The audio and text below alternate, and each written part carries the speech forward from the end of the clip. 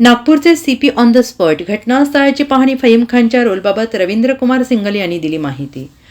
उपराजधानी नागपूर शहरात 2 गटात उसळलेल्या हिंसाचाराचे पडसाद राज्यभर उमटल्याचं पाहायला मिळतंय। औरंगजेबाची कबर हटवण्यावरून झालेल्या आंदोलनानंतर 2 गटात तेढ निर्माण होऊन जाळपोळ आणि पोलिसांवर दगडफेक करण्यात आली। या घटनेत 34 पेक्षा जास्त पोलीस जखमी झालेले असून सर्वसामान्य नागरिकांचे मोठे नुकसान झालेले आहे। पोलिसांकडून अद्याप कारवाई सुरू असून या घटनेतील म्होरक्या किंवा मास्टर माइंड फहीम खानला पोलिसांनी बेड्या ठोकल्या आहेत। तर नागपूर क्राईम ब्रँचने आज दिवसभरात 10 जणांना ताब्यात घेतलेलं असून हे सर्व हिंसाचारामध्ये सहभागी असल्याचा पोलिसांचा संशय आहे। त्या अनुषंगाने तपास सुरू आहे।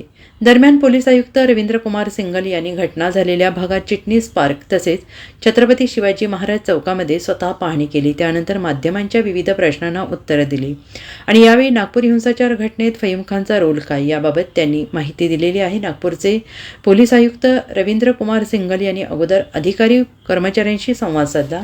ज्या पद्धतीनं पोलीस विभाग या सगळ्या प्रकरणाचा तपास करतो आहे त्यामध्ये अधिकारी कर्मचाऱ्यांशी बोलून त्यांच्याकडून कायदा सुव्यवस्था बिघडू नये या संदर्भातील परिस्थिती जाणून घेत पोलीस आयुक्त स्वतः रस्त्यावर उतरल्याचं पाहायला मिळाले आणि यावेळी नागपूर घटनेत फहीम खान मास्टरमाइंड आहे का असा प्रश्न त्यांना विचारला होता। त्यावर आता याबाबत काही सांगू शकत नाही।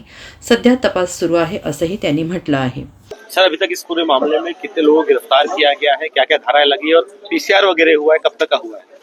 इसमें जो है अभी तक 5 केसेस इसमें रजिस्टर हुए हैं और इसके अलावा जो है लगभग 50 लोगों को इसमें अभी तक अरेस्ट किया गया है और उनके ऊपर आगे की कार्रवाई चल रही है, क्योंकि अलग अलग जगह पे मैं आपको बता नहीं पाऊंगा कि क्या इसमें फर्दर होगा। सर, कुछ देर पहले डिपुटेशन में मिले हैं बीएचपी वाले भी आपसे, उन्होंने एनएसए लगाने की मांग की है, कहा कि अगर नहीं लगाते तो हम भी उग्र होते। कुछ देर पहले उन्होंने प्रेस कॉन्फ्रेंस भी लिया।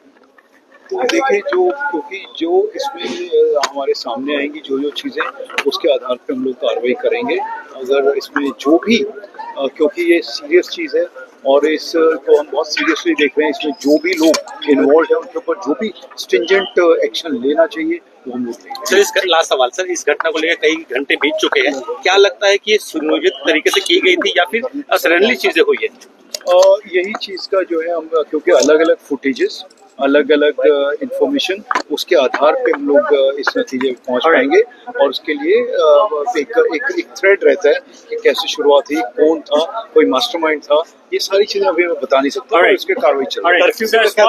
Bureau report SBN Marathi, Nagpur.